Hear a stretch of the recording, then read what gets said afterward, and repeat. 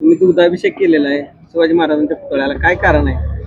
परवा ते हे आले होते किरीट सोमय्या, आणि किरीट सोमय्याने छत्रपती शिवाजी महाराजांना त्यांच्या खांद्यावरती हात ठेवून त्यांचा फोटो व्हायरल झाला. अशा महापुरुषाच्या एखाद्या खांद्यावरती हात ठेवून आपण फोटो काढणं एवढं आपण लायकीचं नाही त्या काय, आणि हे चुकीचं आहे. आम्ही त्याचा निषेध करतो.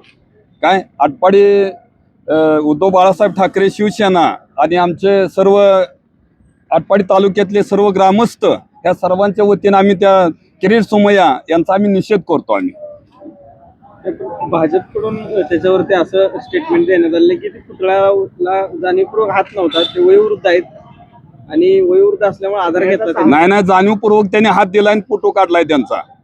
ही चुकीच आहे. ते एखाद्या महापुरुषाच्या खांद्यावरती फोटो ठेवून काढण्याची एवढी त्यांची लायकी नाही ते किरीट सोमय्याची. आता तुमचं काय रौद्र अवतार राहील, म्हणजे काय तुम्ही पुढची भूमिका घ्याल? आम्ही त्याने किरीट सोमय्याने इथं माफी मागितली पाहिजे. आटपाडी तालुक्यामध्ये येऊन त्यांनी माफी मागितली पाहिजे.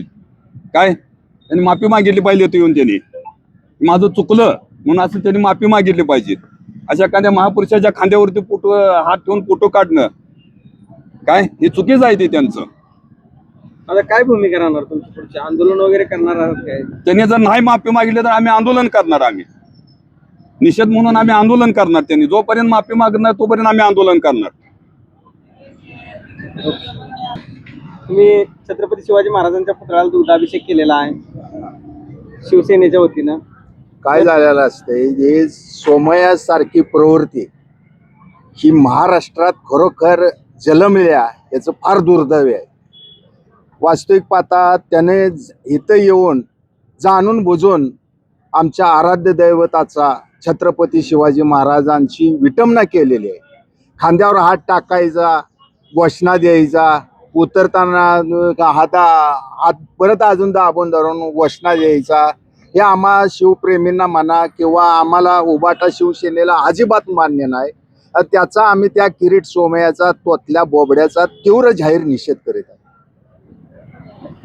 आता एक तालुक्यामधून अशी एक प्रतिक्रिया उमटत्या की ईडी तालुक्यातल्या काही नेत्यांच्या पाठीमागे लावण्याच्या म्हणजे उद्देशानं ते आले आहेत, ह्याची भीती बाळगून ते चुकीच्या पद्धतीनं ह्या म्हणजे शिवाजी महाराजांच्या पुतळ्याला हे जे झालं घडलेल्या प्रकारला वेगळं वळण द्यायला लागले.